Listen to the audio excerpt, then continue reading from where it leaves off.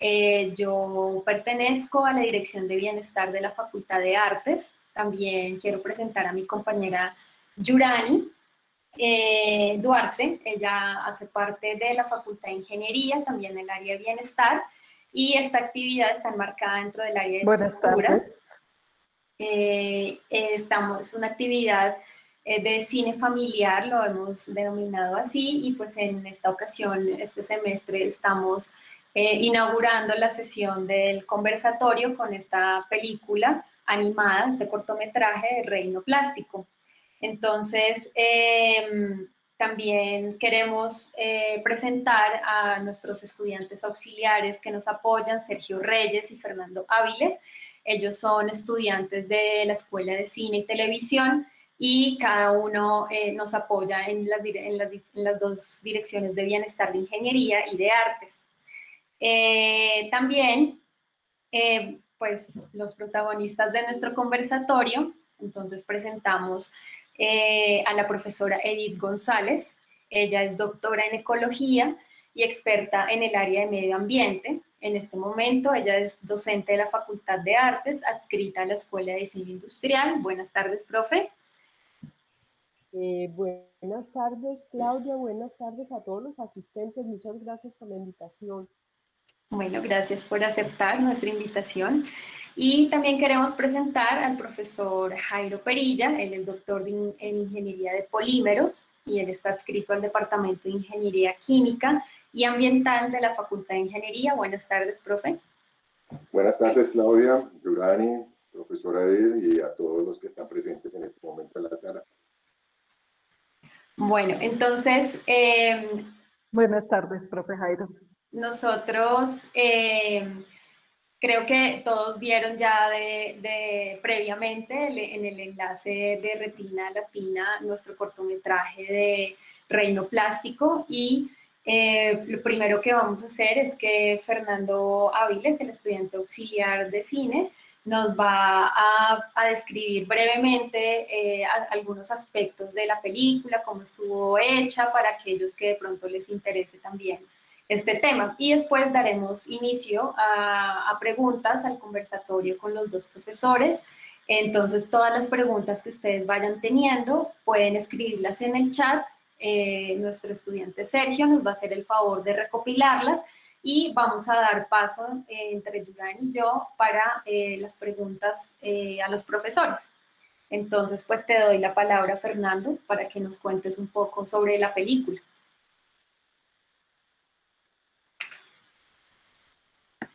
Bueno, muchas gracias para todos, muy buenas tardes y bienvenidos a este conversatorio sobre cine. Y qué mejor que hablar de nuestro cine latinoamericano, ¿no? Un cine hecho muy de bajo presupuesto y como diría uno coloquialmente aquí en Colombia, un cine hecho con las uñas, pero un cine definitivamente de mucha calidad narrativa, y creo que vale la pena empezar a ver esos aspectos en este cortometraje de Reino Plástico. Es una película que de lejos se nota que es una película hecha con muy bajo presupuesto, una cámara, digamos, no en alta resolución, pero sí también un dispositivo pequeño, muy móvil, unos personajes que definitivamente los podemos encontrar por millares en la calle, personajes muy sencillos como son las bolsas. Hay todo un trabajo creativo detrás de la construcción de estos personajes. En cuanto a la construcción, digamos, de los espacios también, hay definitivamente una sencillez total, ¿cierto? De todos los espacios que recorren los personajes, como lo son pues el botadero al lado del mar, las alcantarillas y demás. Esta es una película que tiene todo el potencial, digamos, o su potencial más fuerte está a través de la construcción sonora. El guión de la película está construido básicamente para lograr que la historia se proyecte a través de la construcción sonora, es decir, tiene un trabajo de postproducción muy fuerte y sobre todo un trabajo de actuación de voz, lo que se llamaría en sonido, en postproducción de sonido, en diseño sonoro, propiamente como se llama este departamento. Es un trabajo de doblaje bastante interesante. es grabada básicamente con sonido ambiente muy poco, se trabajan mucho los ambientes, pero trabajados previamente con grabadora y con micrófonos shotgun o conocidos popularmente como los micrófonos boom, que son micrófonos ambientales. No hay, digamos, voces durante la grabación. Tuvo muchos retos, no porque haya sido una película sencilla a nivel de producción, a nivel de despliegue de producción, no deja de ser una película que se interpuso varios retos frente al movimiento de los personajes. No es fácil mover unas bolsas y más a voluntad hacia donde uno quiere que se muevan, pero se logra además de lograr los movimientos adecuados para las bolsas. También se logra de alguna manera la construcción narrativa que se esperaría o que pienso yo esperaría el director. Otro aspecto importante, digamos, aspectos técnicos, es una película, como decía, supremamente sencilla, está construida con elementos, con una cámara, la magistralidad está más en la edición, en las grabaciones a posteriori de la grabación, y que básicamente constituye sus fuerzas en crear una línea narrativa sobre la historia de las bolsas, y más allá también pues presentar digamos una idea y un discurso sobre el cual pues me imagino ya discutiremos más adelante.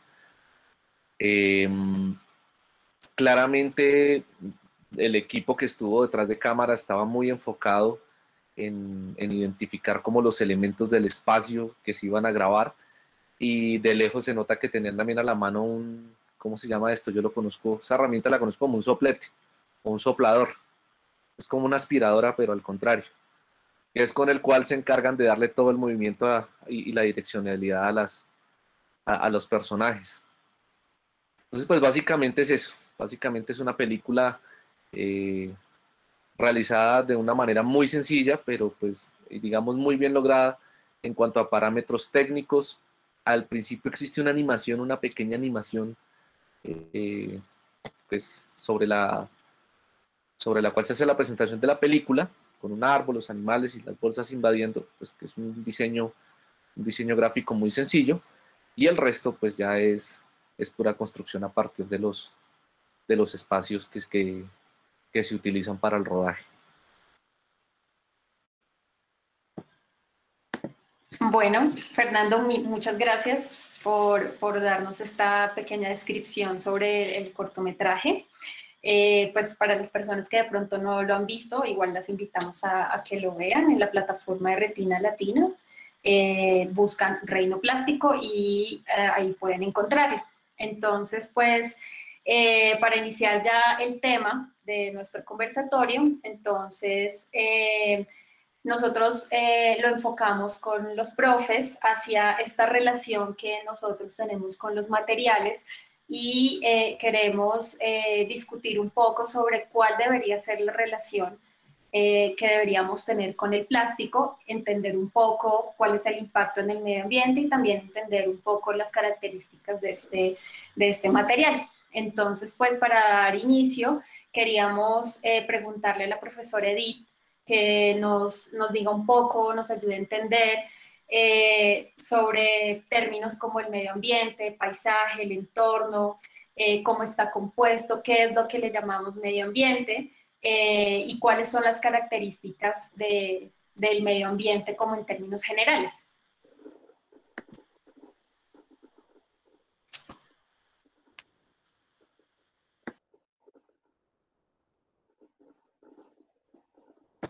Profesor Edith.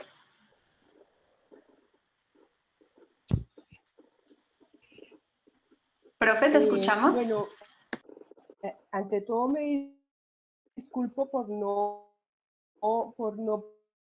prender el video, pero sí, ¿me oyes? ¿Me oyes? Sí, profe, ¿Me te oyes? estamos oyendo. Creo que está un poquito retrasado el sonido. Claudia, ¿me oyes? Claudia. ¿Me oyes? Sí, señora, la estamos escuchando. Sí, señora, la estamos escuchando, profe. ¿Me escuchan? Sí, profe, te oímos. Sí, señora. Bueno, voy a apagar el video porque se atrasa más. Muchas gracias. Entonces, pues voy a dar respuesta a tus preguntas.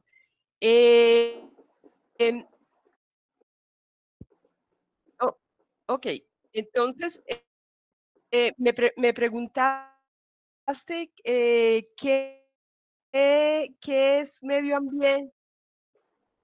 Me preguntaste qué es medio ambiente, qué es el entorno y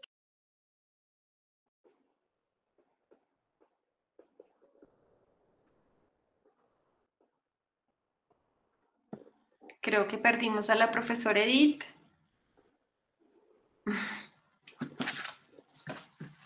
Ok. Sí. Entonces, ok, Claudia. Mientras la profe Edith arregla su sonido, entonces hacemos la pregunta al profe.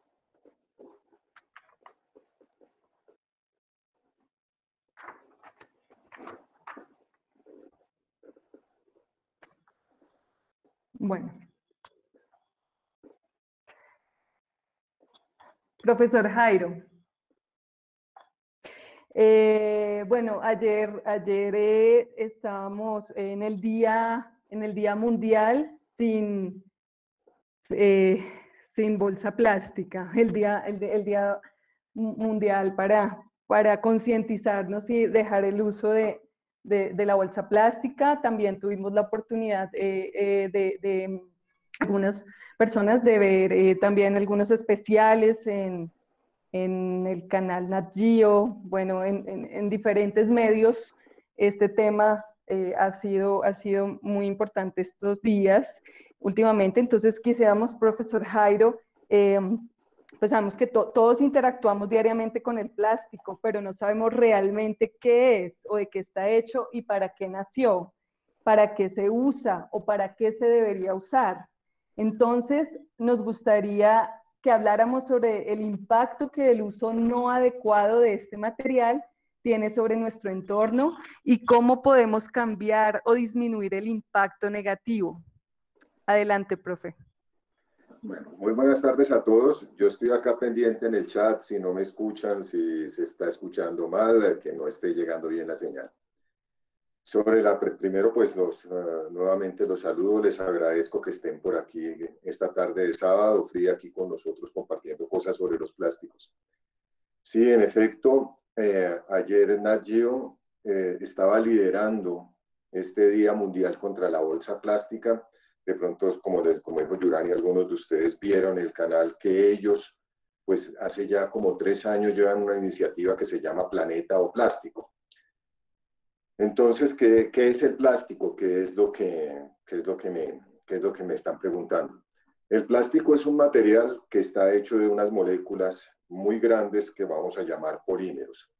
Estos polímeros son hechos normalmente por procesos petroquímicos, o sea, del proceso de la refinación del petróleo, quedan unas moléculas que llamamos monómeros, mediante un proceso que llamamos polimerización, crecen hasta unos tamaños bastante grandes, que son las moléculas, digamos, sintéticas más grandes que tenemos, y esas moléculas sintéticas, junto con algunos aditivos, forman lo que nosotros tenemos el material que llamamos plástico. Su importancia, pues, es muy clara para todos. Hoy en día, si ustedes miran alrededor, donde quiera que estén, comenzando por la pantalla del computador, el celular que estén mirando, está hecha de un material plástico, de un material polimérico. No los estoy viendo, pero no importa qué marca de zapatos estén usando, son suelas de poliuretano. La pintura con que está hecha su casa está pintada su casa, no es un plástico, pero es un polímero. Entonces, estas moléculas tan grandes que por cierto, si ayer era el Día Mundial contra la lucha de la bolsa plástica, este año 2020 lo llamamos el Año Internacional de los Polímeros de las Macromoléculas, porque hace 100 años un científico alemán que se llama Hermann Staudinger, disculpen, él postuló que los polímeros eran moléculas grandes. Entonces, a raíz de eso, 100 años después, tenemos que los plásticos y los polímeros en general cumplen 100 años. ¿Para qué se usan? Como les decía, absolutamente para todo. Si ustedes recuerdan hace unos años, cuando iban al supermercado, iban ahora, muchos de los empaques que estaban antes en vidrio, en hojalata, en mismos metales, hoy en día están hechos de materiales plásticos. Todo lo que está alrededor de su casa, desde todos los objetos como su equipo de sonido, su computador, su televisor, todo es material plástico. Entonces es un material muy joven, realmente es muy joven, pero que ha venido muy rápidamente incursionando a reemplazar otros materiales y a ser parte de nuestra vida común. Es decir, yo creo que nosotros no podríamos vivir sin plástico. ¿Cuál es el problema ambiental? Un poquito los que hayan visto lo del AGIO y lo que nosotros estamos entendiendo que es todo este tema de los plásticos como su efecto ambiental. Cuando uno mira el ciclo de vida de un material, desde que nace hasta que termina, el plástico realmente es un material muy favorable para el medio ambiente. El plástico lo que es un material que consume poca energía para ser procesado. También es un material que no requiere unas temperaturas muy altas, se procesa muy fácil. Lo que es el problema con respecto a otros materiales, por ejemplo el papel o el vidrio, es que ese cierre de ciclo, ese reciclaje se vuelve muy complicado, en parte por las mismas ventajas del material plástico. Es un material liviano, entonces va a ser muy difícil de que un reciclador tiene una tonelada de material reciclado para proceder a hacer sus negocios, para proceder a venderlo. El mismo hecho que sea liviano hace que en el agua tienda a flotar, entonces no solamente lo vemos nosotros causando el efecto ambiental de ver algo contaminado, sino también lo ven los peces y otros macrófagos que pueden llegar a confundirlo con un alimento y comerlo, que fue parte de lo que Nagiu decía ayer, una ballena que murió y cuando le hicieron la autopsia encontraron que su estómago estaba lleno de bolsas plásticas. Entonces es ese cierre de ciclo lo que es complicado. ¿Para qué se va a usar? Pues para todo, pero yo creo que todos debemos de ser conscientes que toda la acción humana que nosotros tengamos sobre cualquier material, no solo sobre los plásticos, tiene un efecto para el medio ambiente. Y ese efecto puede ser extremadamente dañino si nosotros no controlamos nuestras acciones.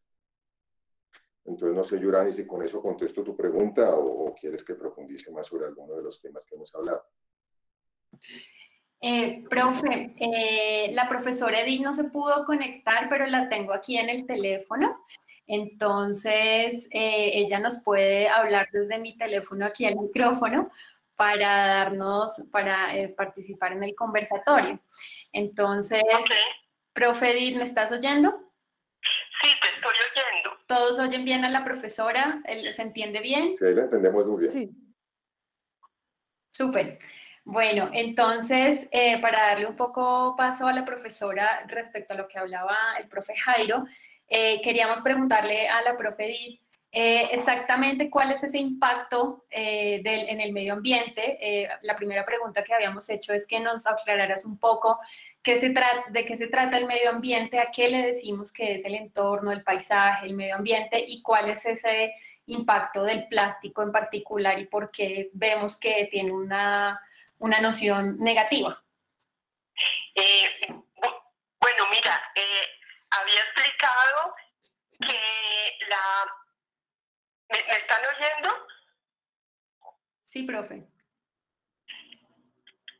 Decía yo que los paisajes, desde el punto de vista ecológico, no son lo mismo que lo que aparece en una fotografía.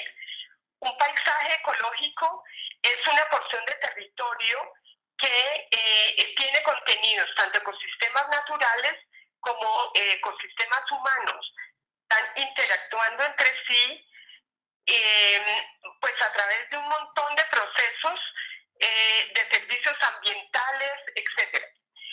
Eso es lo que se llama un paisaje desde el punto de vista ecológico. En lo que se llama, la otra pregunta que me hiciste es ¿qué es el entorno? Entonces, el entorno de un ser humano o de un ser vivo es todo aquello que lo rodea.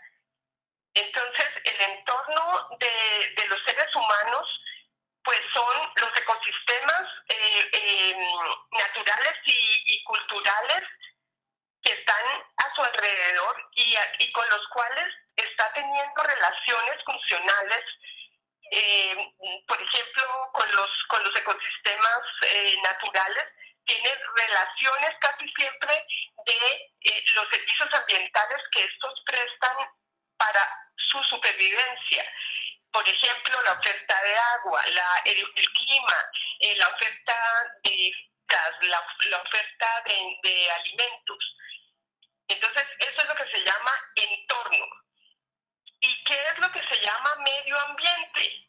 Medio ambiente es un término antropocéntrico que quiere decir, se refiere a la relación que hay entre el ser humano y los ecosistemas que soportan su vida.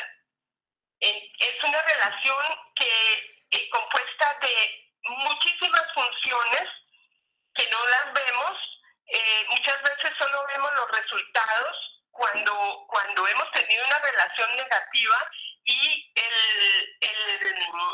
los ecosistemas se devuelven contra nosotros. Por ejemplo, cuando cambiamos el curso de un río para asentarnos en sus orillas, y cuando el río vuelve a su cauce natural, entonces nos afecta.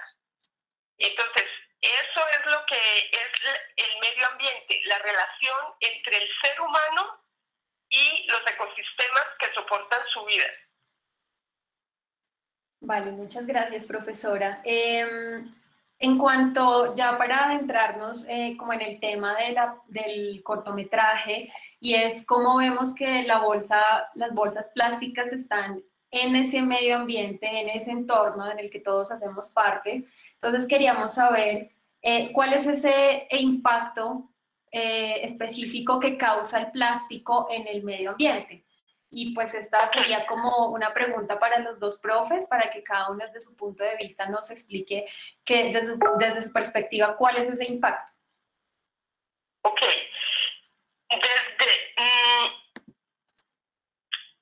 ¿Voy a hablar yo o el profe? Si quieres, continúa, profe, y ya le damos la palabra al profe Jairo. Bueno, el impacto del plástico sobre los ecosistemas tenemos que verlo diferenciado sobre los ecosistemas acuáticos y sobre los ecosistemas terrestres. Más o menos cada año se producen en el mundo, y eso me lo corrige el profe Jairo, 400 millones de toneladas de plásticos. Los residuos de este material se distribuyen por la superficie de Gaia, o sea, de la Tierra, de la siguiente manera. El 4% va a los océanos, pero el 46% se queda en los suelos. Esto quiere decir que el impacto más grande que tienen los plásticos es en los suelos. Ese es un impacto que no se ha estudiado casi. Se ha estudiado más el impacto que hay sobre los océanos. En los océanos, pues es muy evidente que caen, 13 millones de toneladas de residuos llegan a los mares, esos son ese 4%. Cada segundo, 200 kilos de plástico van al océano. El 70% de esa cantidad va al fondo del mar, se deposita en el fondo del mar. El 15% se queda en la columna de agua y el 15% en la superficie. De manera que lo que vemos desde las imágenes de satélite, como 5 islas islas de plástico, 2 en el Pacífico, 2 en el Atlántico, 1 en el Índico y otras que se están formando, solo es el 15% del plástico que ha ido a los océanos.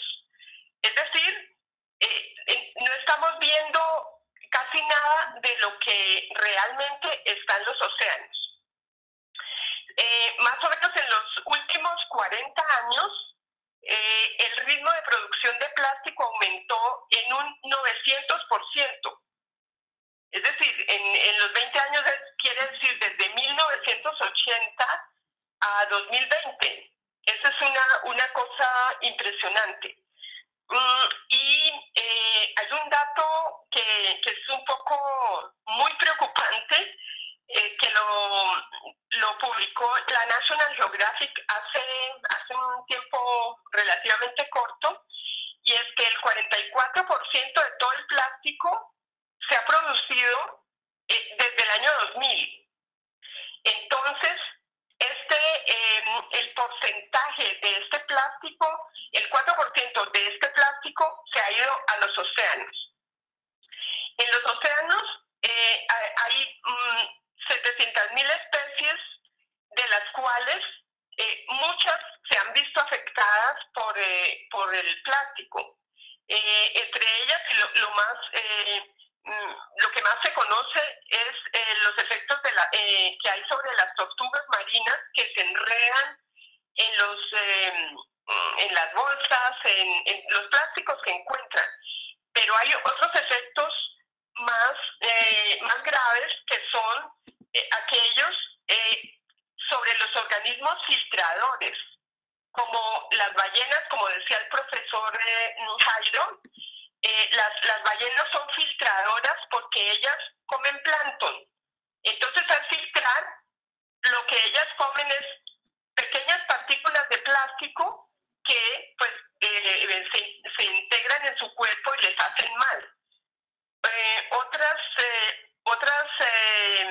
Los peces también, por ejemplo, las anchoas, cuando las partículas de plástico han permanecido un tiempo en el océano, se les pegan algas encima, y entonces ellas, las anchoas, las comen como si fuera alimento.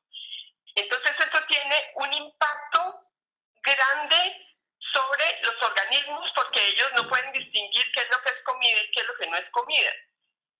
Entonces, más o menos se estima que el 52% de las especies del mar han ingerido este tipo de desechos y lo tienen en su cuerpo.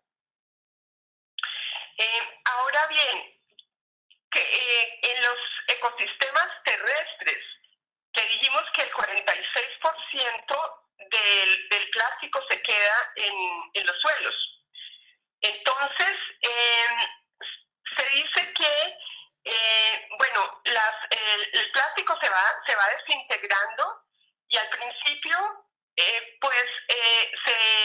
se convierte en unas partículas como de 5 milímetros más o menos, y luego se convierte en nanopartículas, es decir, unas partículas pequeñísimas, casi como un virus, de 0.1 micras más o menos. Entonces, la contaminación por esas nanopartículas y micropartículas, pues se quedan en los suelos y tienen un efecto sobre la microflora del suelo. Unas especies que ya más o menos se están estudiando son las lombrices de tierra, que cumplen un papel supremamente importante en la formación de suelo en los ecosistemas. Ellas lo airean, ellas producen humus, ellas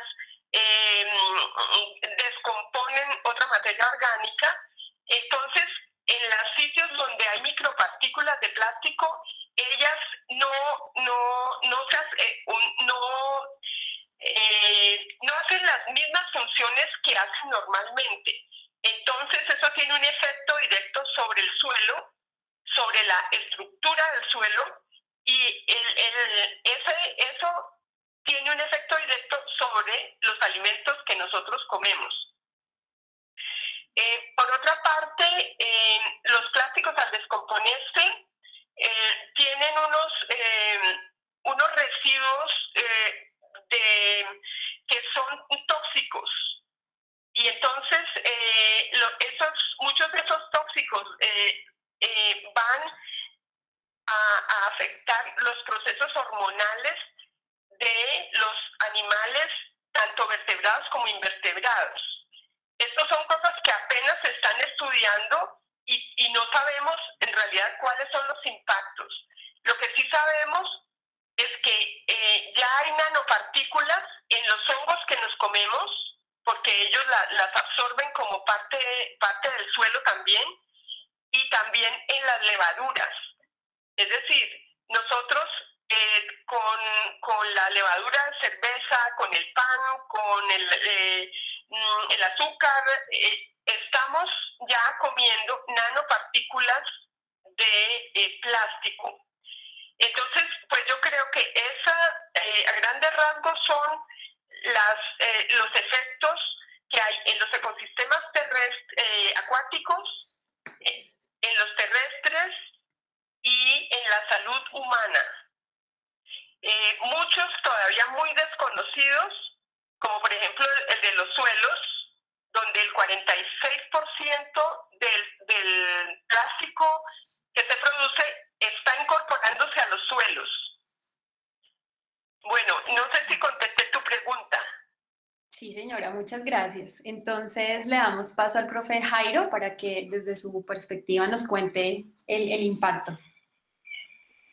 Pues decir, si vamos a elementos que tenía la película que a mí me gustaron mucho, pero si ustedes se fijan, la película comienza en un reino plástico, donde va el padre con su chico, con el niño, y comienza a describir lo que nosotros hacemos cuando tenemos oportunidad de ir a la playa. Que la concha del caracol te la pones en el oído y que eso se escucha en el mar, que vamos a ver el pescadito, ellos será que iba a haber una rata. Los efectos pueden ser extremadamente graves porque es que este residuo plástico, primero, es de baja densidad y tiende a flotar, o sea, siempre lo vamos a ver. Y segundo, va a permanecer en el ambiente muchísimos años. Y si ustedes en la película notaron, entonces Pete y sus amigos decían, no, lo peor que nos puede pasar es que la planadora nos entierre, porque vamos a pasar muchas décadas ahí enterrados. No les va a pasar nada, es decir, el plástico permanece inerte mucho tiempo. Cuando Pete se encuentra con la llanta y dice, yo quiero pertenecer a la naturaleza, fíjense que Pete, dentro de esa humanización que hizo que hizo la película, entonces decía, yo quiero pertenecer a la naturaleza. Y la llanta le decía, no, yo llevo acá 100 años y vamos a ganar esta naturaleza porque es un reino plástico. La llanta quería hacer ese ambiente contaminado de la playa, pero Pete quería hacer eso verde. Los efectos pueden ser muy dañinos porque el plástico prevalece mucho tiempo. Y vamos a tener efectos como los que nos explicó la profesora, efectos biológicos. Entonces, nosotros lo que debemos ser responsables es, primero, evitar que esos elementos que son contaminantes lleguen al medio ambiente. ¿De quién es la responsabilidad? Nosotros como usuarios tenemos una responsabilidad, por supuesto. Nosotros tenemos en nuestras manos elegir qué productos van a contaminar y qué no. Elegir que cuando cogemos la bolsita y simplemente la desechemos, si me sirvió, la voy a botar. Pues pensar que si ese residuo no es bien tratado, si no se recicla, va a quedar en el medio ambiente mucho tiempo y de pronto, tal vez no nosotros, pero tal vez generaciones después que vengamos nosotros, cuando vayan a la playa, ya no van a encontrar el pescadito, sino van a encontrar la rata. Son unos efectos que si no los tenemos en cuenta, son muy complicados porque los plásticos van a estar ahí mucho tiempo, ellos no se van a descomponer, van a estar ahí. Si eso es bueno o es malo, pues desde el punto de vista ambiental no es totalmente bueno. Pero también gracias a esa inercia es que hacen válvulas para el corazón de plástico, para que hacen las personas que tienen problemas cardíacos, los stents son materiales plásticos, tornillos de ortopedia. Muchas de las cosas que se usan en medicina son de material plástico precisamente por esa inercia. ¿De quién es más la responsabilidad aparte de nosotros? Sí, hay responsabilidad por parte de los productores. Los productores deben decir que ellos deben cerrar ese ciclo. Es responsabilidad también de nuestras autoridades municipales de que nosotros podemos reciclar en la casa y separar los productos, pero si la ciudad no les da un tratamiento adecuado, terminan o en el mar o terminan en los ecosistemas. Es una responsabilidad de mucha gente. La principal problema ambiental de los plásticos son en los que llamamos plásticos de un solo uso. La galletita que la destapamos, nos comemos la galleta y tiramos el plástico. Ya los que, digamos, usamos gafas, que cambiamos gafas cada 2 años, 3 años, algunos les duran más, otros les duran menos, pues es un plástico que va a estar mucho tiempo en uso. Nosotros las vamos a usar unos años. Las tuberías de PVC que están en nuestras casas, pues yo creo que pueden durar 20, 30 años. Esos plásticos tienen un impacto muchísimo menor que el plástico de un solo uso, pero el impacto del ecosistema es bastante complicado. Entonces, hay que tener cuidado con eso y ser conscientes de lo que está pasando. Vale, muchas gracias, profesor. Vamos a empezar a darle paso como a las preguntas que han tenido ya los participantes. Entonces, pues yo las voy a leer y más o menos sé cuál de los dos profes no la pueden responder, pero si alguno cree que puede aportar, pues bienvenido. Entonces, Gloria Padilla nos dice, pregunta, ¿qué es más difícil de reciclar, una bolsa plástica o una bolsa de papel? No sé si el profe Jairo aquí nos puede ayudar. Sí, claro.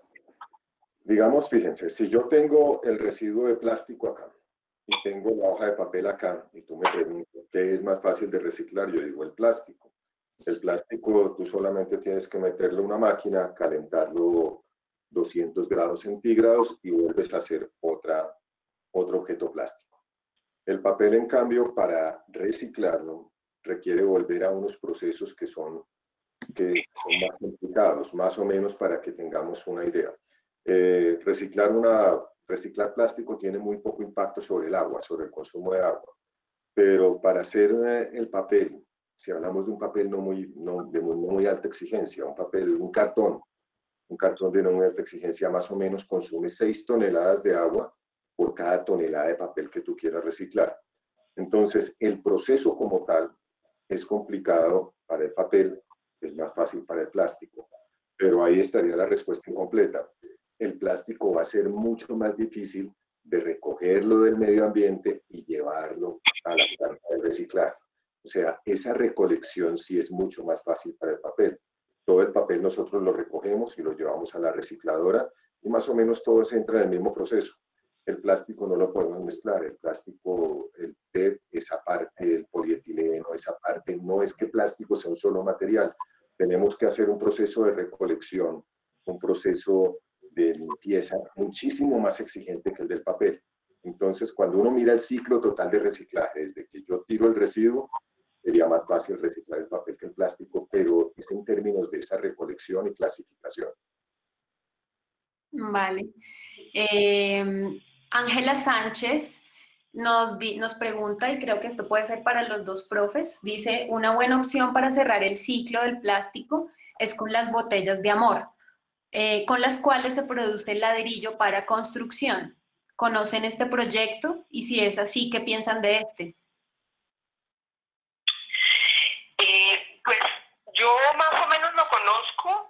He visto paredes construidas con este tipo de ladrillo y me parece que es una buena opción. Sin embargo, yo creo que requeriría un poquito más de técnica cuando se trata de ser usado para construir viviendas, por ejemplo. Pero me parece una muy buena opción, sí. Vale, profe Jairo. Perfecto. Digamos de ese proyecto y de muchos que hay similares, yo creo que ellos nacen a la preocupación de nosotros, de ver que se está contaminando y qué lo podemos hacer con eso. Todas esas iniciativas son excelentes, realmente son muy buenas, pero va a haber un problema. Fíjense que el PET, el de las botellas, se recicla mucho, es muy fácil de reciclar y hoy en día se pueden hacer, digamos, las fabricantes de botella usan muchísimo material reciclable, inclusive pueden decir que hasta el 100% puede ser reciclado, pero es porque el PET es un polímero relativamente costoso, o sea que todo lo que se invierte en la recolección, la limpieza, puede llegar a ser, a compensar el costo que reemplazaría usar un polietileno tereftalato nuevo, además del beneficio ambiental. Cuando intentamos otros materiales, que el plástico de un solo uso es un material muy barato comparado con los demás, es decir, no digo que sea regalado, pero es más barato que el vidrio, es más barato que el metal. Entonces, hacer todo el proceso de limpieza para fabricar el ladrillo, entonces tú tienes la opción, voy a usar un ladrillo de material reciclado o un ladrillo cerámico de mampostería nuevo. Entonces resulta que de pronto el de mampostería es nuevo, perdón, es más barato, tiene mejores propiedades y el de acá no alcanza. Entonces, todos estos proyectos son bien interesantes y realmente se deben trabajar en eso, en reciclabilidad, en poderlos incorporar nuevamente al sistema, pero van a tener siempre esa desventaja que es lo que los hace poco competitivos. Entonces, para esos tipos de reciclaje, para que podamos hacer cosas con ese material plástico, ya les digo, hay una responsabilidad muy grande. Primero yo creo que lo principal con el plástico es nosotros como consumidores no consumir cosas que no necesitemos. Ahorita fíjense que con esta pandemia vamos a tener un problema ambiental inmenso porque esa mascarilla que estamos usando, eso es material polimérico y se nos dice que se usa 8 horas y se tira. Todo eso, yo sé que la salud es primero y ahorita en este momento la salud es lo que más prima y los plásticos están ayudando a mantener esa salud que nosotros necesitamos, pero eso va a tener un impacto sobre el medio ambiente.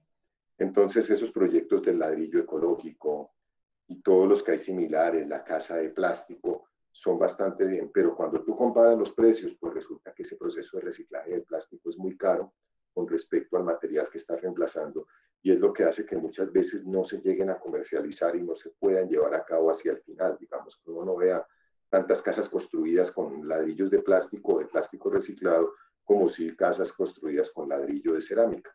Entonces tienen ese problema, desafortunadamente. Vale, muchas gracias, profesor Jairo. Daniel Mariscal pregunta, ¿es más viable intentar modificar el cierre del ciclo del plástico que buscar reemplazarlo con otros materiales? Pues yo soy de la idea de que es mejor buscar otros materiales.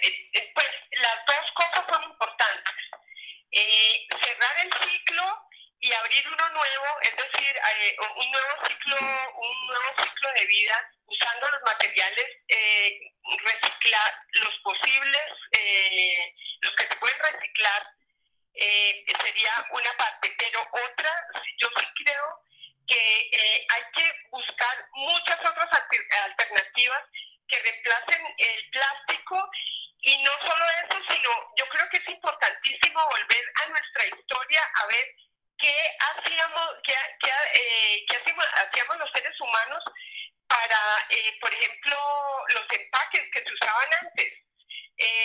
Nosotros usábamos empaques totalmente naturales, como por ejemplo el empaque del tamal, los empaques del bocadillo veleño, los contenedores como por ejemplo los canastos que se usaban antes de mimbre o de las fibras de páramo, o los que hoy son folclore un poco, que son la cestería bellísima que tiene Colombia, tanto en guacamayas como en el Pacífico. Es decir, nosotros ya en nuestra cultura yo creo que están muchas soluciones que las vemos como folclore y resulta que eso, originalmente todo eso eran elementos utilitarios con materiales totalmente naturales, reutilizables y reciclables y totalmente que eran parte de la naturaleza. Entonces, yo creo que hay que hacer como varias cosas al tiempo. Y una de esas, muy importante, es historia, a nuestros ancestros y mirar qué es lo que tenemos en nuestra cultura que sirve para reemplazar el plástico, que ya lo tenemos y hoy todavía se usa en muchas partes de Colombia. Listo, muchas gracias, profesora. Profe Jairo. Sí, indudablemente hay que trabajar un poco en el cierre de ese ciclo. El por qué no se ha trabajado, de pronto sería lo que pasa. Sí, si nosotros decimos el mayor problema para nosotros los ingenieros, los químicos, es que no estamos cerrando el ciclo, que se vuelve difícil. Entonces, ¿por qué no lo cerramos? Hay tanto aspectos técnicos, por supuesto, como aspectos económicos.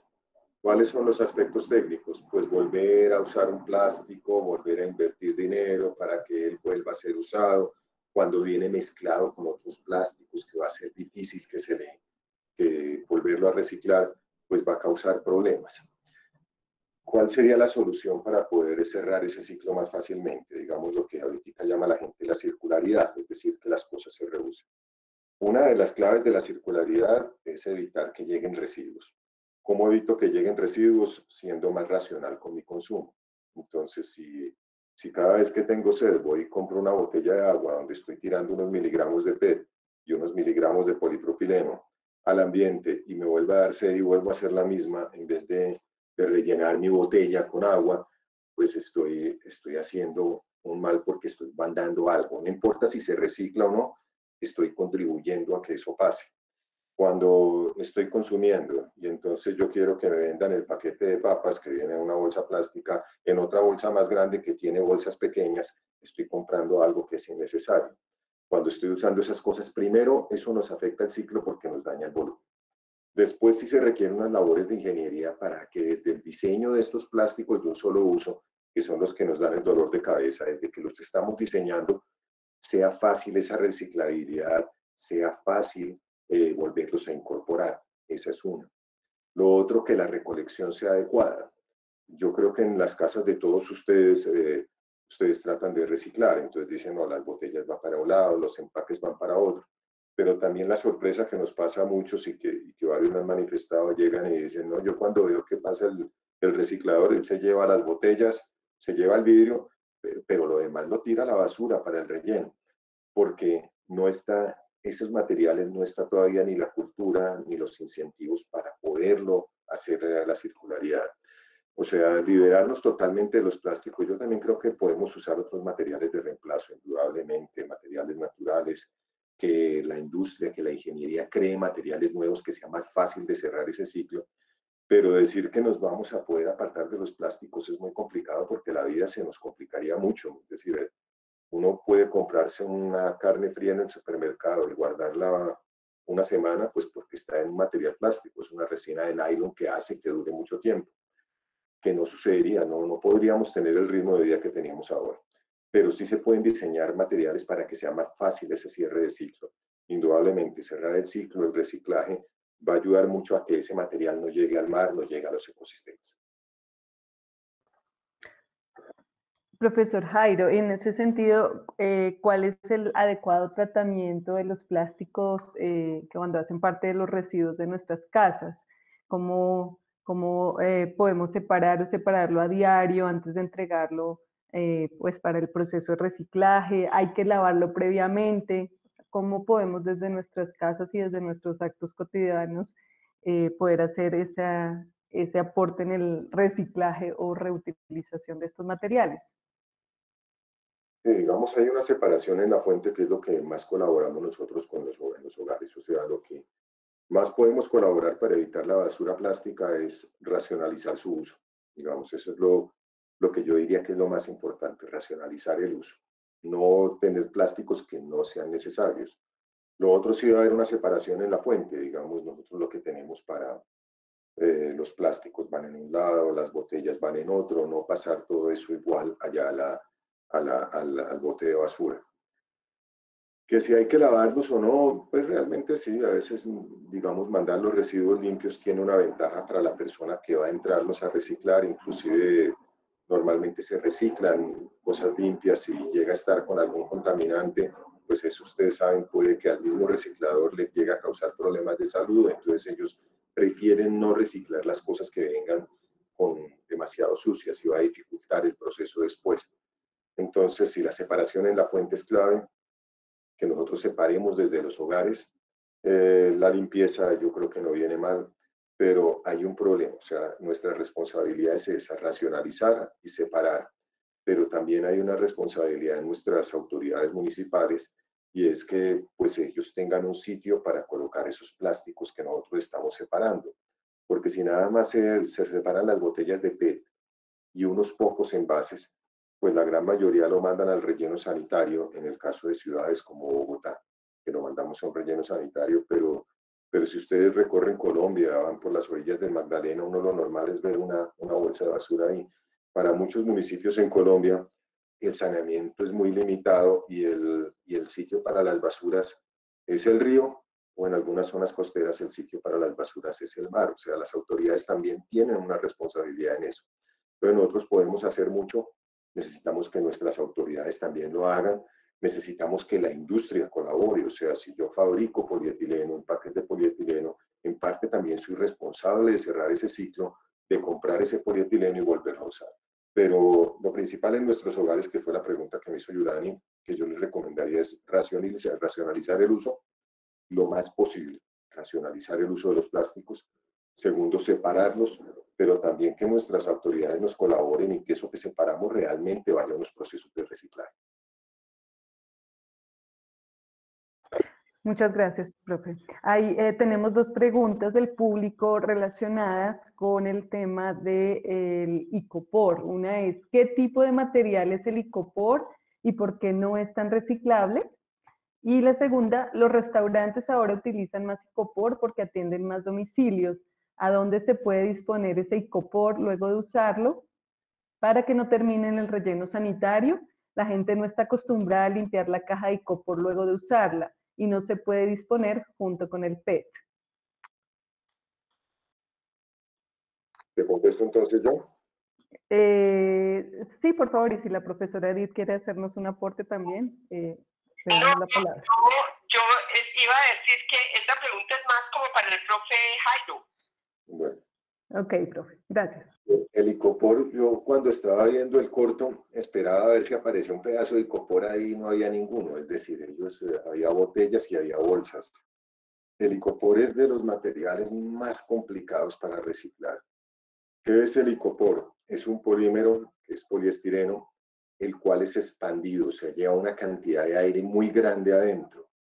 Entonces, eso lo hace un material liviano, hace un material que resista mucho el impacto.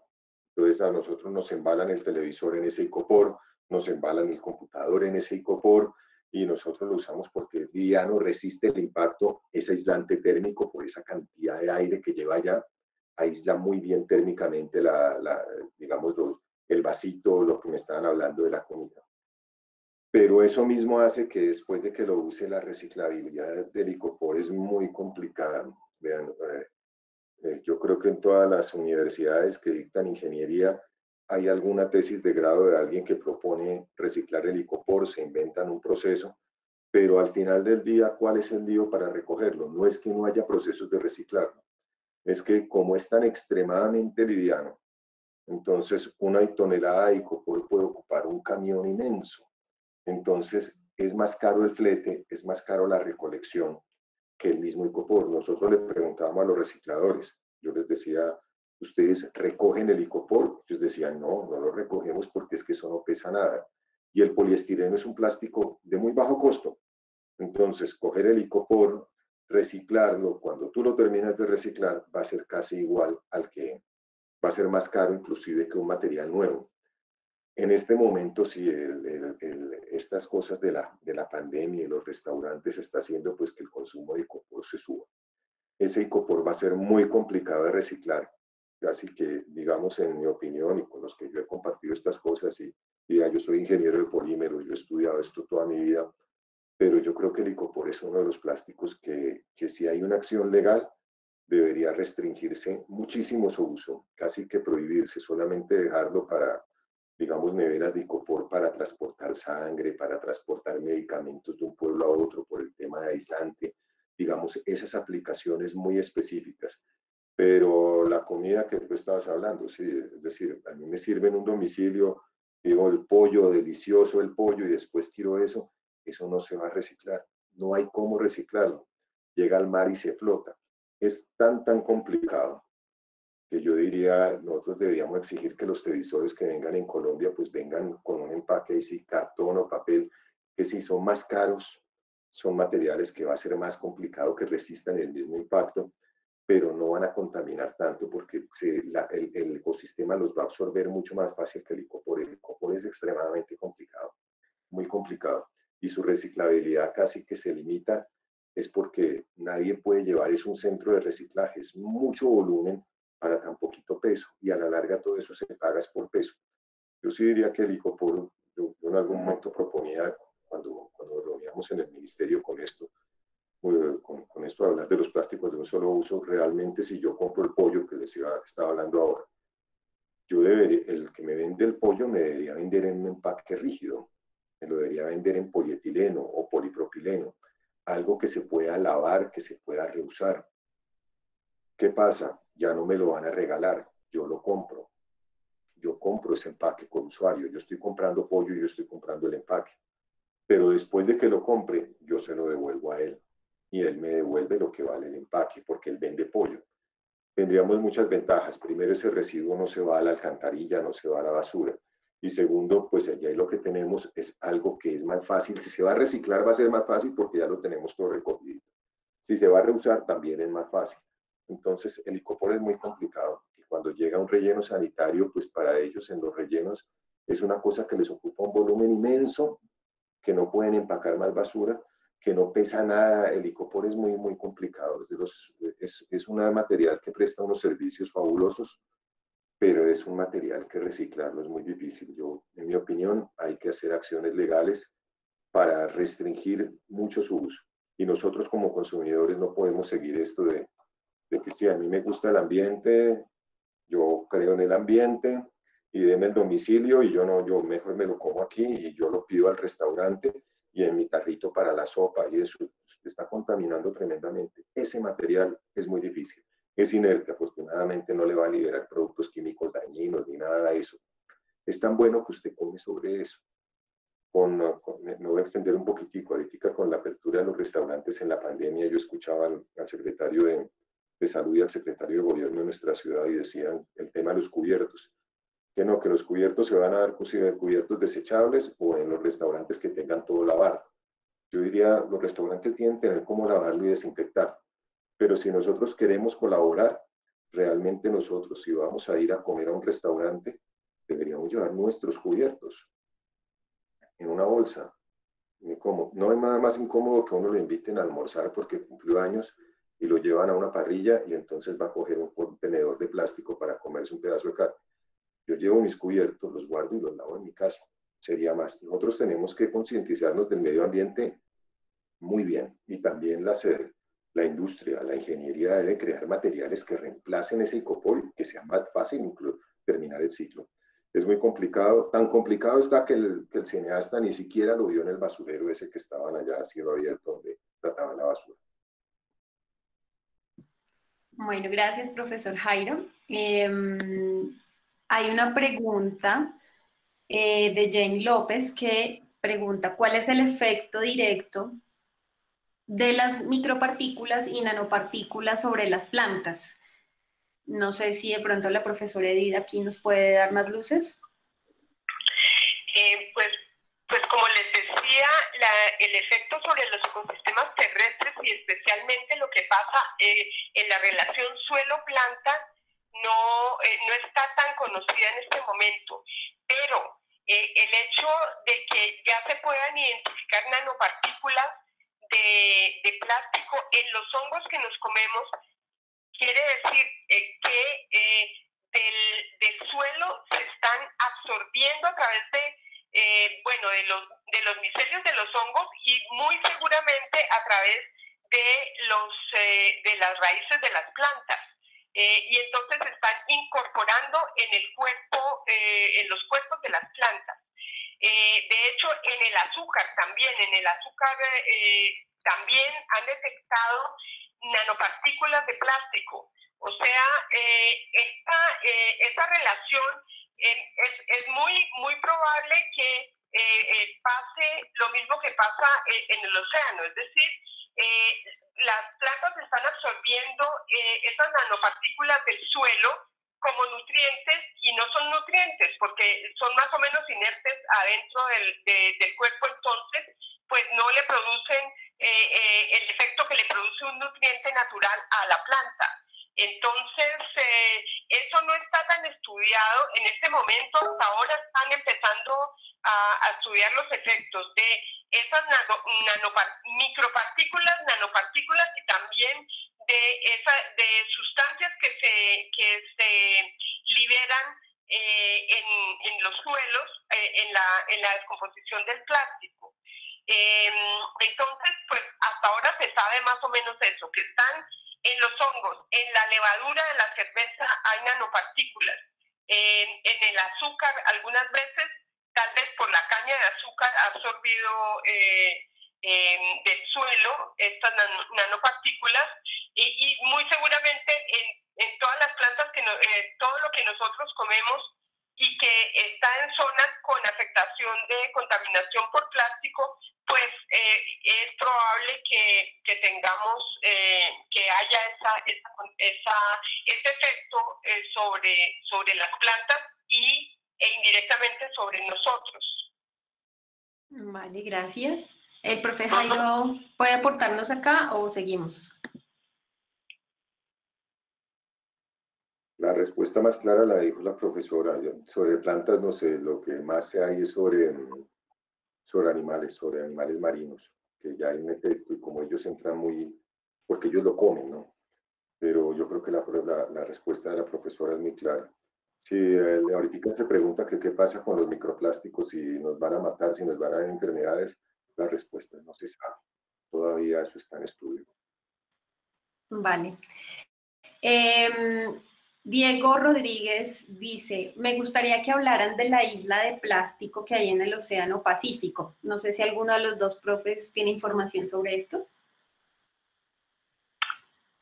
Bueno, pues estas islas son como, en los océanos hay corrientes y varias corrientes que producen a veces remolinos. En estas zonas donde se producen esos remolinos, pues se van acumulando, en este caso las partículas y elementos grandes de plástico que están flotando. Entonces, eso es algo así, son islas gigantescas que se han identificado desde los satélites pues no se sabe cómo se van a poder destruir esas islas, porque cada vez está llegando más y más plástico que se integra en esos remolinos que son los que forman esas grandes islas. Pues no puedo decirte nada más que eso, que se han identificado desde las imágenes de satélite que ya se sabe más o menos qué diámetro tienen, pero son plásticos flotantes que están en medio de un remolino y que están un poco inmóviles porque es donde se están encontrando dos corrientes del mar. Entonces, ahí en esos sitios es donde se han formado esas islas. Las más grandes sí son las del Pacífico. Vale, gracias, profe. ¿El profe Jairo quiere aportar algo?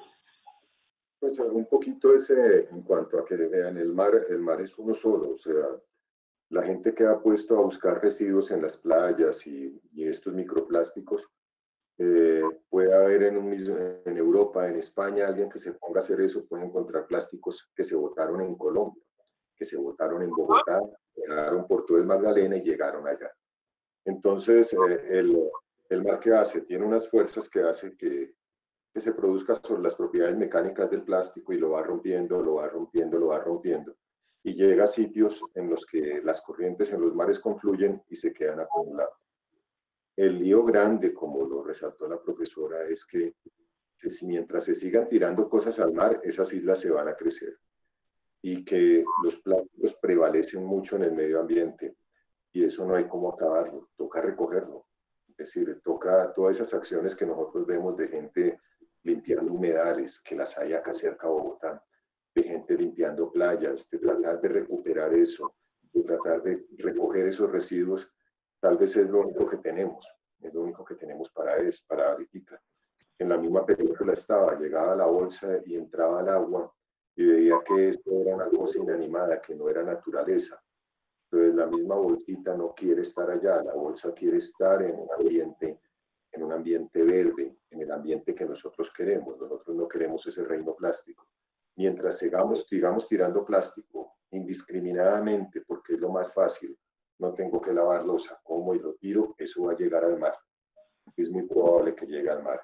Es muy probable que llegue allá y que se llegue a acumular tanto que nosotros tengamos es un reino plástico, como es lo que nos tratan de enseñar en la peli. Yo quisiera, estoy absolutamente de acuerdo con el profe Jairo. Hay un ejemplo aquí en Colombia en que el Tumaco hay una acumulación impresionante de plásticos, pues que son por una parte lanzados al mar localmente, pero una gran cantidad la trae la corriente del Pacífico. La corriente del Pacífico trae gran cantidad de plásticos de Ecuador y se acumulan en las playas de Tumaco. Entonces me encantó lo que dijo el profe Jairo, el mar es uno solo, los océanos están conectados todos. Entonces, lo que hagamos aquí va a tener una repercusión, no sabemos a dónde. Lo que pasa en Barranquilla siempre llega a Jamaica. Entonces, creo que eso es muy, muy bonito. El mar es uno solo. Y, nuestro mar, nuestros océanos son uno solo, es la hidrosfera.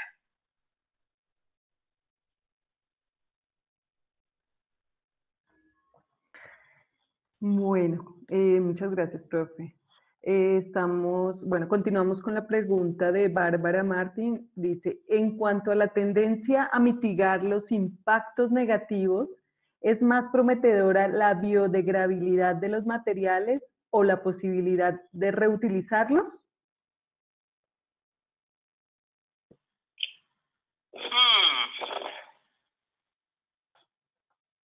No sé, profe Jairo, ¿tú qué opinas?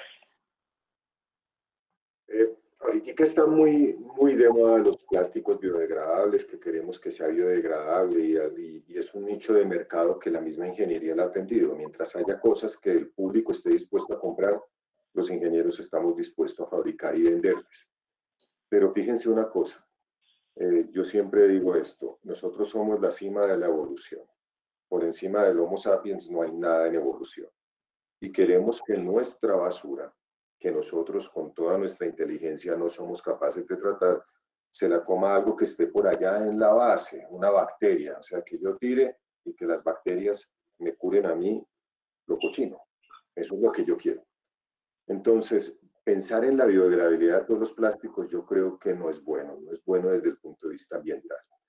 Primero, ¿por qué? Porque los plásticos biodegradables, muchos de ellos vienen de componentes, de fuentes vegetales, o sea, van a afectar cadena alimentaria, van a afectar muchas cosas ahí. Segundo, no es que sean biodegradables, que yo los tiré y mañana no lo veo. La palabra realmente es compostables. Es que cuando llegan a un relleno sanitario y el relleno hay ingenieros que lo controlan y mantienen las condiciones, se dan unas condiciones tales de flujo de aire o si es anaerobio o en unas condiciones tales que logran degradar ese plástico. Si ese plástico biodegradable que nosotros nos sentimos tan felices de usarlo llega al mar, se va a volver microplásticos. Las bolsas biodegradables llegan al mar, el mar no es una compostera, el mar es el mar, igual las tortugas se lo van a comer, las ballenas se lo van a comer. El plástico biodegradable no es que sea la solución total. Sí ayuda, sí hay muchas aplicaciones donde la biodegradación ayuda.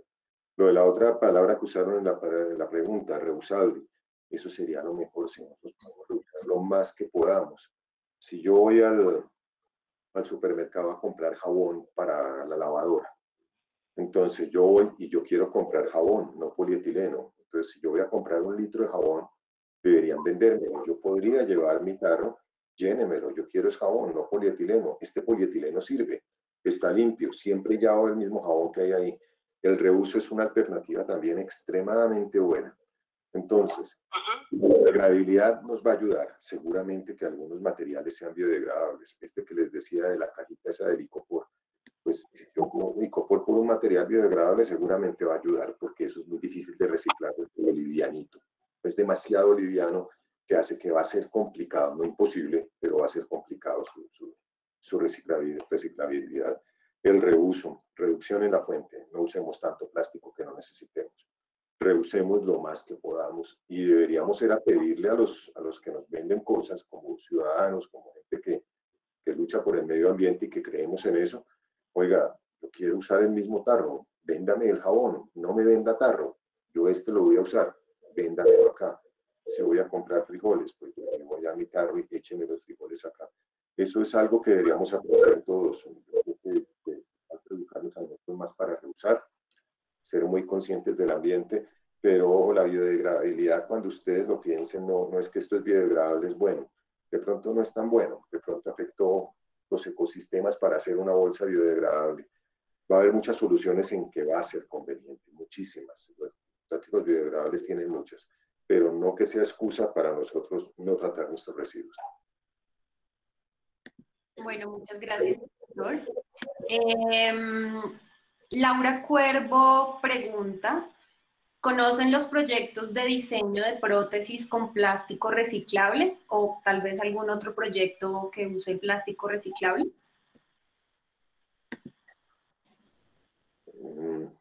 Normalmente para biomateriales hay una exigencia muy alta en la calidad del material, en su pureza y en su limpieza, en los procesos. O sea, normalmente aplicaciones biomédicas y aplicaciones alimenticias tienen mucha restricción para usar el material plástico reciclado. O sea, ahí no tendrían, creo que la mayor cabida, y las autoridades sanitarias cuidan mucho de eso. Digamos, a ti no te van a vender una jeringa desechable hecha de un material reciclado, un polipropileno reciclado, porque realmente la jeringuilla desechable trata es de que venga muy, muy pura, ¿no?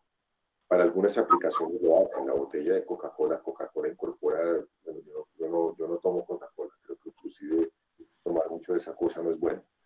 Pero digamos Coca-Cola y otros embotelladores están incorporando material reciclado. Para eso es conveniente, es decir, pero cumplen unas resoluciones fitosanitarias muy altas. Normalmente para que todo lo que es aplicaciones biomédicas nos exigen material bueno, material virgen, o sea, no es fácil hacer. Vale, profesor Edith, ¿conoces algo? Hola. Dime. ¿Conoces algo de estos proyectos? No, realmente no conozco nada no he trabajado en algo así de productos biomédicos, pero yo estoy absolutamente de acuerdo con el profe Jairo que deben ser absolutamente exigentes con el material que se usa, cuando es que, por ejemplo, para una prótesis dental, pues obviamente que los materiales pues deben ser de altísima pureza. Entonces, pues no sé si materiales reciclados se puedan aplicar para eso, no creo. Vale, profe, gracias. Ok. Continuamos con la pregunta de Jenny López. Dice, ¿podrían por favor explicarme un poco del por qué el proceso de reversión del plástico, es decir, su origen es el petróleo y debe volver a ser petróleo, ¿no ha sido más extensivo en el globo terráqueo? Bueno, esa pregunta es muy buena, realmente es muy buena. Ahorita, cuando uno mira los reportes de las noticias de la industria química, hay mucho que está apuntando hacia eso. O sea, lo que dicen es, vamos a hacer refinerías de petróleo donde no usemos petróleo si no usemos residuo plástico, el cual podamos llevarlo a esas moléculas pequeñas, esos monómeros que yo les explicaba, y volverlos a fabricar plásticos nuevos. Entonces se está tendiendo hacia eso. O sea, no, ya hay empresas que lo ofrecen, hay alternativas, digamos, que ya han instalado en algunas ciudades europeas, han instalado este tipo de cosas, lo cual ayudaría mucho, porque, digamos, si me voy al paquete de papas, ese paquetico de papas que ustedes se comen, que realmente cuando compran papas fritas, no compran papas fritas, compran plástico, porque vale más el plástico que tal vez la papa que están guardando. Eso es una capa de polietileno por debajo, otra capa de polipropileno por encima, y separarlos para reciclarlos es muy difícil y juntos no los podemos reciclar fácilmente, casi muy complicado reciclarlos. Pero cuando yo los vuelvo materias primas, yo puedo volver a coger los monómeros y volver a hacer polietileno y volver a hacer polipropileno, como en un proceso petroquímico normal. Sí, la pregunta es muy buena porque esa es una tendencia que uno ve industrial. Acá en Colombia no hay ninguna aproximación a esa, pero es una tendencia que está muy dada por los fabricantes mismos de plástico, por los fabricantes de polietileno. Ellos están yendo hacia allá. En parte uno creería que la lucha para reciclarlo se ha vuelto tan complicada que decimos, no, esto ya no lo podemos reciclar como plástico, volvámoslo materia prima, pero recojámoslo. Diría yo que es una alternativa bastante buena. Desde el punto de vista tecnológico sería una alternativa bastante buena. Además, con que podemos nosotros evitar hacer huecos en el piso y sacar petróleo y hacer fracking que afecta al medio ambiente, hacer este tipo de causas por el afán de sacar ese petróleo del piso. Y usamos más bien los materiales plásticos para hacer eso. Yo diría que es una muy buena alternativa y créanme que la pregunta es muy buena porque hay una muy alta tendencia hacia eso ahorita. Vale. Ok, profe, hay una pregunta que también se dirige al profe Jairo. Dice, ¿qué impacto tiene el ácido poliláctico para el medio ambiente? Bueno, realmente el PLA, el ácido poliláctico o poliácido láctico, es un polímero biodegradable muy de moda ahorita, extremadamente de moda. Los impactos son mínimos, digamos, en aplicaciones biomédicas, pues él degrada y nosotros producimos ácido láctico. Él degrada en ácido láctico. El ácido poliláctico se vuelve pedacitos más pequeños de ácido láctico. Nosotros cada vez que movemos un músculo producimos ácido láctico, o sea, el cuerpo sabe cómo eliminarlo. En el medio ambiente el problema no es tanto el ácido, es una molécula pequeña que seguramente el ambiente, por supuesto, todo depende de la dosis. Una dosis muy grande, por supuesto, va a ser veneno, pero podría el ambiente asimilarlo más fácil que un polímero. El lío es el que les acaba de decir ahora. No es que porque lo botemos al mar, él se va a volver ácido láctico ese polímero. Tiene que entrar a un proceso de compostaje. O sea, el mar no es una compostera. Las composteras son los rellenos sanitarios controlados de manera de ingeniería para que composten ese plástico. O sea, como material no tendría mayor inconveniente. Hay otro inconveniente que ese sí es complicado y es que en Brasil y en India se están dedicando grandes extensiones de tierra, deforestando selva, por hacer cultivos de caña de azúcar para fermentarla y sacar ácido láctico. Eso sí es un lío. Yo preferiría, si van a deforestar la selva del Amazonas por hacer un plástico biodegradable, para que yo lo pueda tirar y sentirme también de que use un plástico biodegradable y quiero tanto al medio ambiente, mejor síganme vendiendo polietileno y no se tiren la selva del Amazonas. Yo diría, lo compro mejor, pues si es por tirarse la selva del Amazonas o por tirarse las selvas en la India, en Asia, para hacer un material biodegradable, mejor déjenlo así. Yo diría, mejor síganme vendiendo polietileno y lo acumulamos, tratamos de que no llegue al mar, lo metemos al relleno sanitario.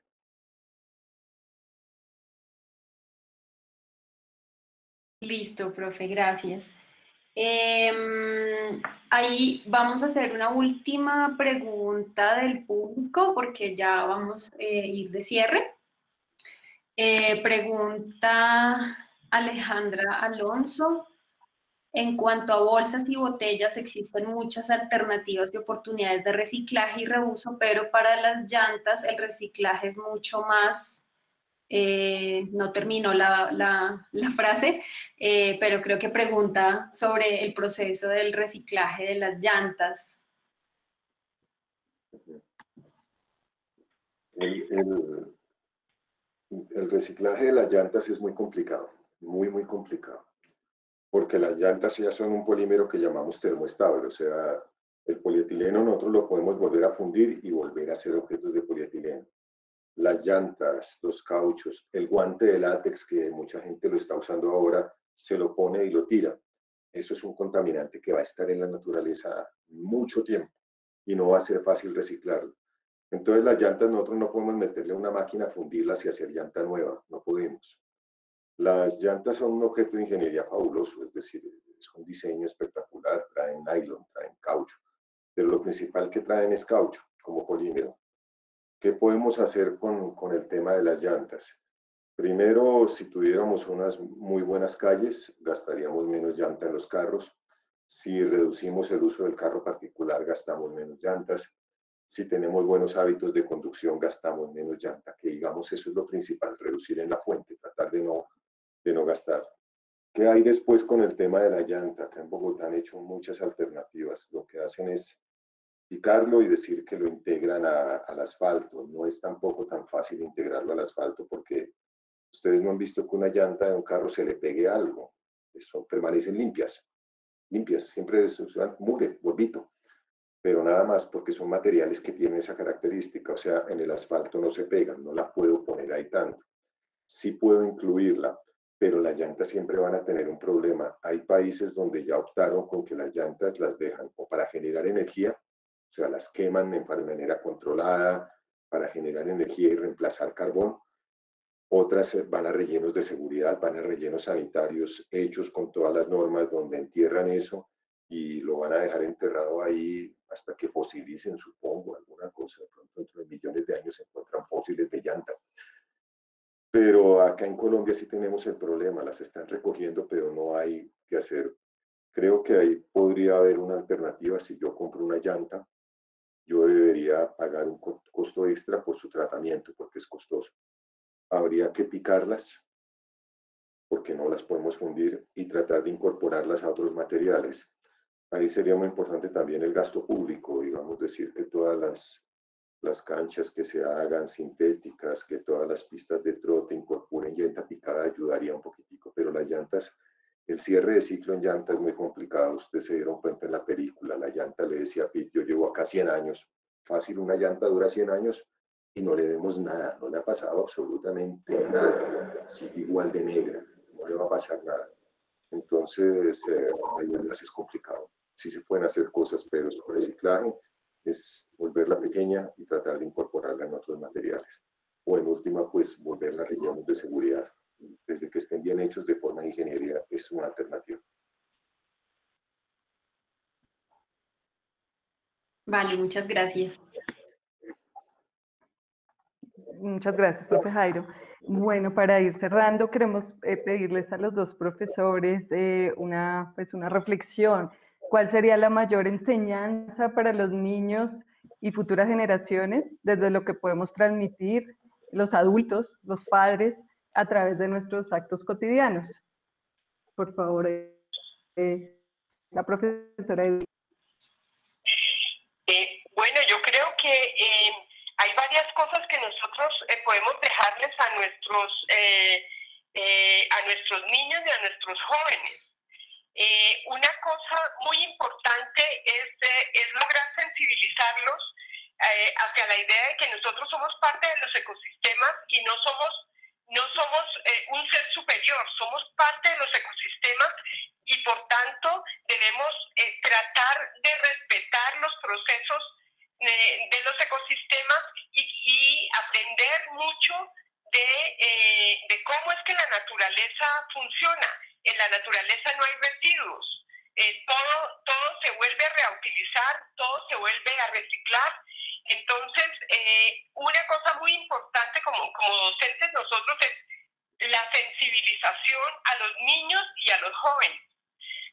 Otra cosa que ya lo dije es que dar a conocer esos efectos tan nocivos que el plástico tiene sobre los otros componentes de la naturaleza, sobre las especies, sobre los suelos, sobre la biota en general y sobre nosotros mismos. Yo creo que eso es muy importante que ellos lo sepan. Y también que nos devolvamos a la historia y enseñarles a querer aquellas partes de la cultura que ya se han incorporados un montón de materiales y un montón de elementos utilitarios que fueron reemplazados rápidamente por el plástico, el fique, el yute, todos esos elementos. Entonces, hacer que nuestros niños y nuestros jóvenes quieran nuestra historia y la incorporen esos elementos de la cultura como una parte valiosísima que por suerte no se ha perdido y está todavía en nuestra geografía, estos elementos que podemos volver a retomar y podemos darle el mismo uso que se les dio cuando empezamos a tener esa necesidad. Entonces me parece que esas tres cosas son bien importantes. También inculcar a los niños y a los jóvenes desde la casa cómo no utilizar tanto plástico y cómo por ejemplo usar la bolsa de tela, como por ejemplo el agua nosotros la podemos llevar siempre con nosotros en un botelloncito, cómo evitar los pitillos, cómo sustituir los tuppers de plástico por los de vidrio, etcétera. Hay muchísimas cosas que nosotros podemos ir inculcando en nuestras familias y que van a tener un impacto sobre nuestros niños, nuestros jóvenes y sobre el medio ambiente también. Bueno, pues yo lo que quiero resaltar, digamos, desde el punto de la ingeniería de polímeros es primero no satanicemos un material con decir no es que no quiero nada de plástico, los plásticos son malos. Los plásticos nos prestan un servicio a la vida moderna invaluable. Si bien nosotros somos el problema por los residuos que desechamos, también somos la solución. Y si no queremos que a nuestros hijos, a los hijos de nuestros hijos, a los hijos de los hijos de los hijos de nuestros hijos, les toque una playa como la que comenzó la película, y al final que los plásticos hagan su reino y nosotros seamos subsidiarios de esa basura, es el momento de actuar. Cualquier cosa pequeña sirve, o sea, no pidamos el pitillo si no lo vamos a usar, no pidamos la bolsita extra si podemos evitar de hacer, no generemos esos residuos, o sea, es parte de nosotros. Yo creo que es un buen momento y a mí me satisface mucho que la humanidad se preocupe por el tema ambiental. Con lo del cambio climático nos dimos cuenta que la estábamos embarrando con el CO2 ya cuando habíamos tirado mucho y ya la temperatura se había subido 1 grado. Los plásticos son hace muy poquito y estamos viendo ya el problema. Yo creo que si se toman acciones ya y los gobiernos y los ciudadanos y las empresas se unen para evitar ese lío, yo creo que estamos en un buen momento para salvar que el planeta se vuelva un reino plástico. Por último, ya que es la pregunta de cierre, yo me voy a tomar acá la palabra un poquito. Yo quiero agradecerle mucho a las direcciones de bienestar, de artes, por parte de Claudia, muy especialmente a la ingeniería, mi facultad, a Yurani, a la profesora Gloria, pero en general a todas las direcciones de bienestar de la Universidad Nacional, que han estado muy pendientes de todo lo que nuestros estudiantes han necesitado, no solamente de la parte de cultura, sino todo lo que han necesitado para pasar este momento tan complicado que estamos nosotros en Colombia y en el mundo por esta pandemia. Entonces, sí, un agradecimiento a las divisiones de bienestar, por supuesto, a nuestras facultades, pero resaltar lo que están haciendo por la Universidad Nacional, que eso es una labor que debemos reconocer todos. Y muchas gracias también a los chicos de cine y televisión. Yo realmente, viendo la explicación que nos dieron al principio, quedé más satisfecho con la película.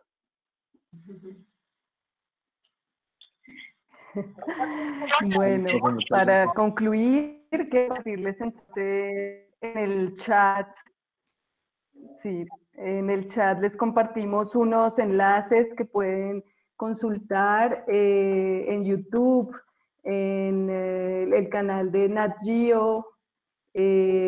Bueno, varios enlaces les compartimos para que puedan seguir reflexionando acerca de este tema tan tan interesante. Agradecemos a la profesora Edith González, al profesor Jairo Perilla por su tiempo y compartir sus conocimientos y reflexiones acerca de este tema que es responsabilidad de todos y nos afecta a todos por igual. Agradecemos a todas las personas que nos acompañaron hoy, de paciencia para poder iniciar y permanecer durante el tiempo que tomó este conversatorio, y las preguntas que ustedes han hecho también se las haremos llegar a los profesores y esperamos poder continuar con eventos de esta para que podamos tener estos espacios de reflexión. Muchas gracias a Claudia de la Facultad de Artes, de Bienestar de Artes, a Adriana de la Cinemateca, nos han colaborado muchísimo, el Centro de Divulgación y Medios, y también un saludo especial a la profesora Gloria, nuestra directora, que nos ha acompañado hoy en el conversatorio. Muchas gracias a todos y hasta pronto, esperamos poder volver a encontrarnos. Gracias. Quería adicionar que la profe Edith iba a decir algo para darle la palabra. No, quería también darles muchísimas gracias por habernos invitado y por abordar estos temas que son tan de actualidad y tan importantes para que pues tomemos cartas en el asunto ya, como dice el profe Jairo. Les agradezco muchísimo también a todos los que participaron, a todos los asistentes, que fueron un montón, a Yurani, a Clau, al profe Jairo, bueno, a todos mil gracias también por invitarnos y por poner estos temas sobre la mesa. Muchas gracias.